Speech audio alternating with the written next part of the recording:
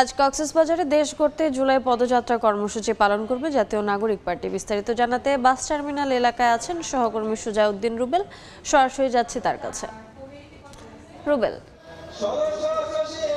দেশ গড়তে জুলাই পদযাত্রা যার অংশ হিসাবে 19তম দিনে আজকে কক্সবাজারে জাতীয় নাগরিক পার্টির যারা কেন্দ্রীয় নেতারা রয়েছেন তারা কক্সবাজারে আসবেন এবং যে সকাল 10টায় যে পদযাত্রাটি বাস টার্মিনাল থেকে শুরু হওয়ার কথা ছিল কিছুটা বিলম্ব হচ্ছে, যেহেতু আমরা লক্ষ্য করেছি বাস টার্মিনাল এলাকায় ধীরে ধীরে জড়ো হতে থাকছে স্থানীয় নেতারা। সেখান থেকে জড়ো হয়ে কেন্দ্রীয় নেতারা সেখানে যোগ দিবেন বাস টার্মিনাল এলাকায় এবং সেখান থেকে পদযাত্রা করে সেই পদযাত্রাটি কক্সবাজার শহরের পাবলিক লাইব্রেরি মাঠে এসে সেটি শেষ হবে। সেখানে একটি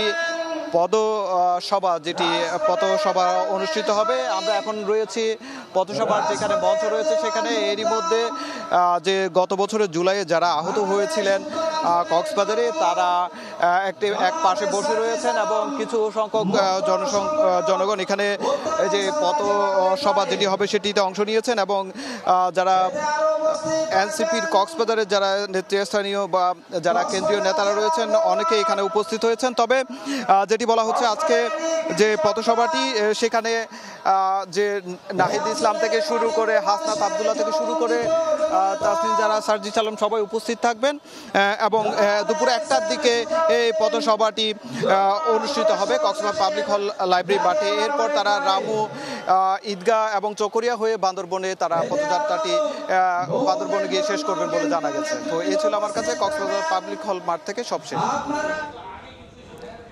সরাসরি যুক্ত ছিলাম কক্সবাজারে।